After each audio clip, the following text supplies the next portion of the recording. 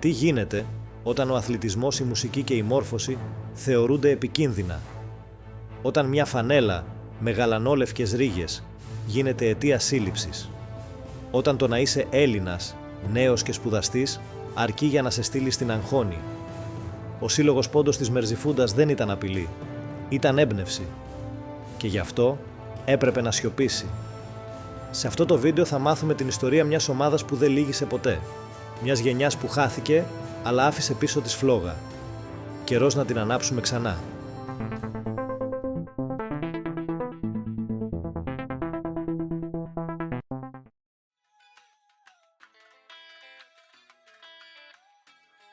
Η Μερζιφούντα ή Μερσιφόν ήταν μια ιστορική πόλη της Αμάσιας, στην περιοχή της Μαύρης Θάλασσας, στο νοτιοδυτικό Πόντο. Χτισμένη σε έφορη πεδιάδα, ανάμεσα στους ποταμούς Σκύλακα και άλλοι, η πόλη είχε βάθος αιώνων. Στην αρχαιότητα, εκεί βρισκόταν η Νεάπολη.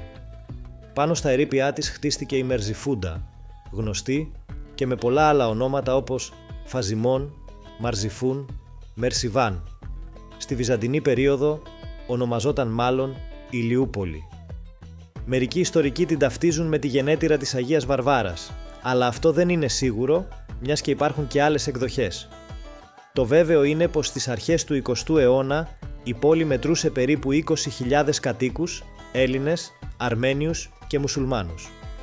Γύρω από τη Μερζιφούντα υπήρχαν πολλά ελληνικά χωριά.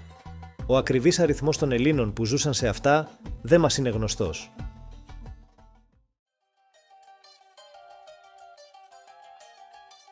Το 1886, στην καρδιά αυτής της πόλης, ιδρύθηκε από την Αμερικανική Ιεραποστολή το Κολέγιο Ανατόλια. Πρώτος πρόεδρος ήταν ο Τσάρλς Τρέισι.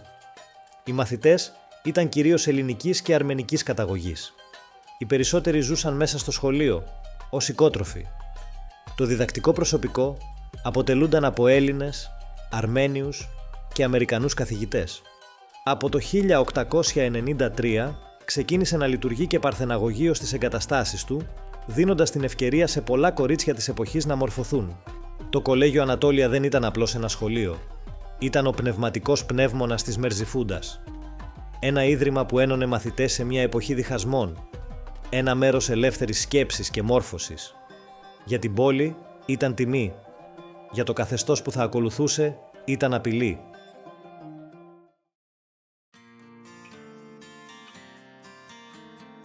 Το 1903, μαθητές και απόφοιτοι του Κολεγίου Ανατόλια στη Μερζιφούντα είχαν μια ιδέα: να δημιουργήσουν έναν ελληνικό αθλητικό σύλλογο. Έναν χώρο πνεύματος και σωματικής άσκησης, όπου η νέα γενιά των ποντίων θα μπορούσε να αναπτυχθεί μέσα από την παιδεία, την τέχνη και τον αθλητισμό. Έτσι ιδρύθηκε ο Πόντος Μερζιφούντας. Το 1909 αποφασίστηκε η ένωση του συλλόγου με τη φιλεκπαιδευτική λέσχη Μερζιφούντας, η οποία περιλάμβανε και το μουσικό τμήμα Ορφεύς. Από αυτή την ένωση γεννήθηκε επίσημα ο Ελληνικός Σύλλογος Πόντος, με καταστατικό και σαφώς διατυπωμένους στόχους.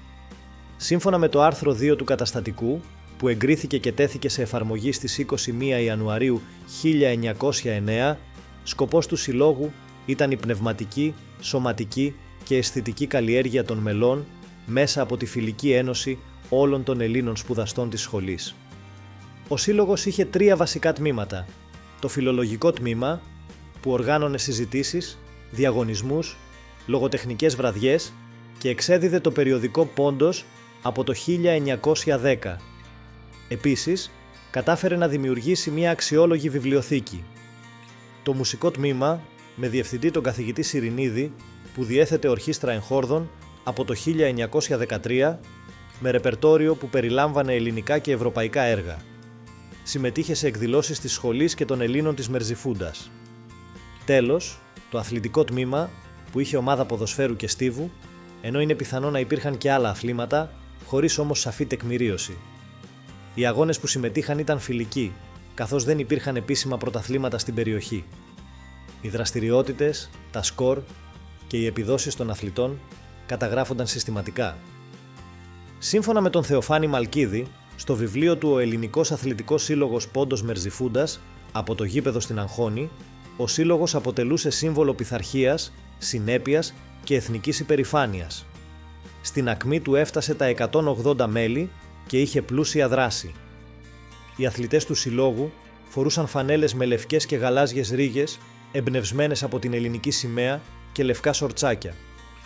Στο στήθος υπήρχε το γράμμα π, ενώ στη σφραγίδα του συλλόγου απεικονίζονταν μια μπάλα, μια κουκουβάγια και μια λύρα, συμβολίζοντας τη σωματική άσκηση, τη σοφία και την τέχνη.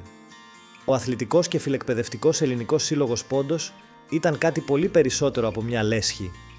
Ήταν μια ζωντανή κοινότητα Ελλήνων σπουδαστών, ένα εργαστήρι σκέψης και ταυτότητας. Και ακριβώς γι' αυτό, λίγα χρόνια αργότερα, θα θεωρούνταν εχθρός του κράτους.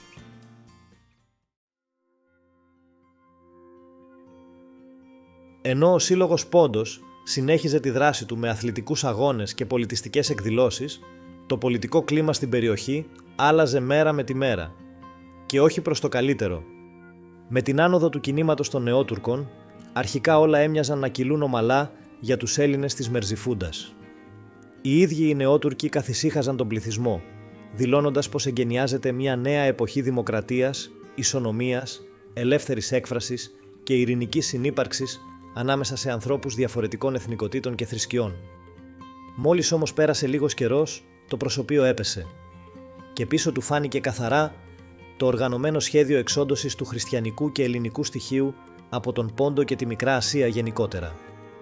Η μεγάλη διωγμή των Αρμενίων, που ξεκίνησαν το 1914 και κατέληξαν σε 1,5 εκατομμύριο περίπου νεκρούς, έδειξαν ξεκάθαρα τι επρόκειτο να ακολουθήσει.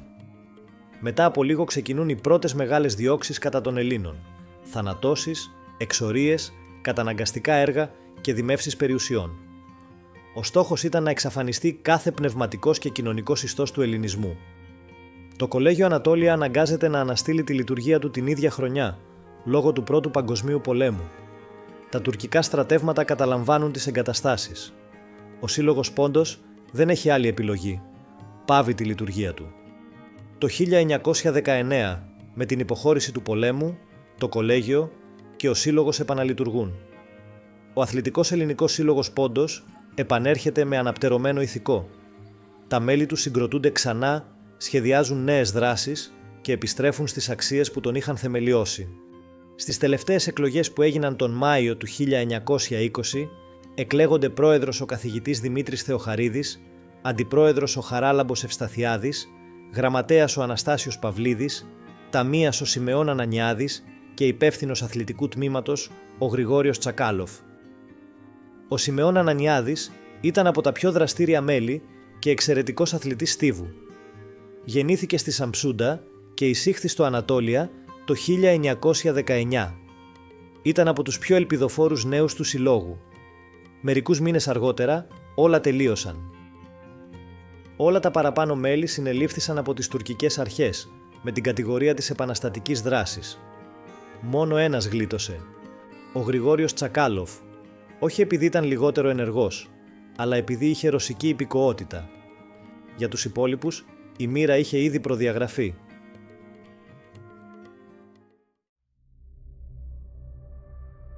Μόλις μπήκε το 1920, είχε ήδη αρχίσει να διαφαίνεται το τι επρόκειτο να συμβεί. Οι πρώτες συλλήψεις Ελλήνων είχαν ήδη ξεκινήσει.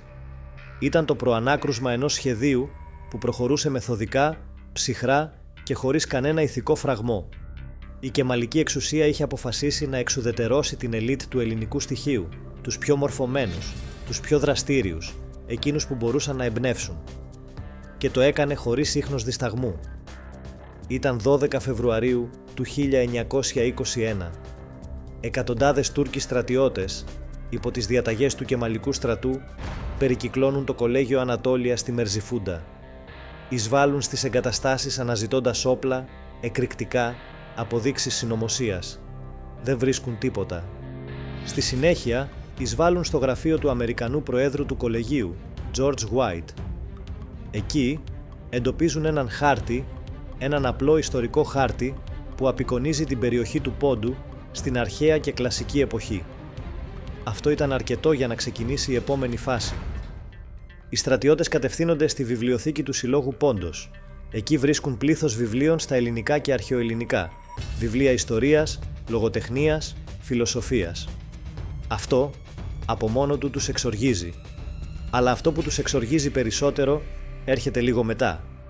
Μέσα από τα αρχεία του συλλόγου, οι αρχές διαπιστώνουν ότι οι φανέλες των αθλητών είχαν λευκές και γαλάζιες ρίγες, έφεραν το ελληνικό γράμμα π και θύμιζαν ξεκάθαρα τη γαλανόλευκη.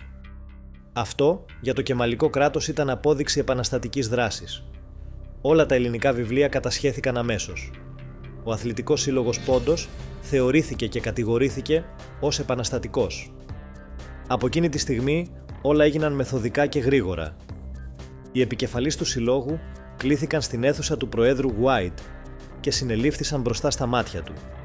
Οι τουρκικές αρχές διέταξαν το άμεσο και οριστικό κλείσιμο του κολεγίου και του συλλόγου. Τα αρχεία του συλλόγου λαιλατήθηκαν. Τα λάβαρά του, τα σύμβολα που ένωναν τη γνώση, την άθληση και την εθνική συνείδηση, τα έκαψαν μπροστά σε όλους.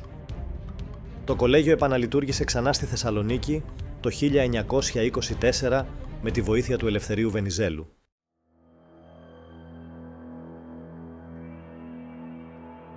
Μετά τη σύλληψη, οι κατηγορούμενοι εστάλησαν στην Αμάσια για να δικαστούν στα λεγόμενα δικαστήρια ανεξαρτησίας, έναν θεσμό που υποτίθεται ότι θα παρήχε δικαιοσύνη. Στην πράξη όμως, σήμαινε σχεδόν σίγουρη θανατική καταδίκη, χωρίς αποδείξεις, χωρίς δίκη. Δεν υπήρχαν δικηγόροι, δεν υπήρχε υπεράσπιση, δεν υπήρχε καν πραγματική κατηγορία. Η διαδικασία ήταν προκαθορισμένη. Η απόφαση είχε ήδη πάρθει πριν καν ξεκινήσουν οι δίκες. Η ποινή ήταν μία, θάνατος.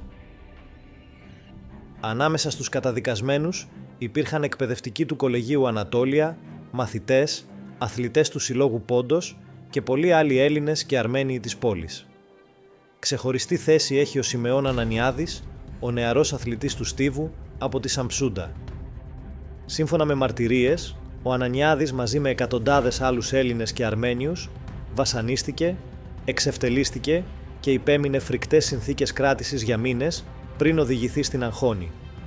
Το ίδιο και οι υπόλοιποι. Άνθρωποι των γραμμάτων, της άσκησης, της μουσικής, έσβησαν όχι γιατί σήκωσαν όπλο, αλλά γιατί σήκωσαν το κεφάλι.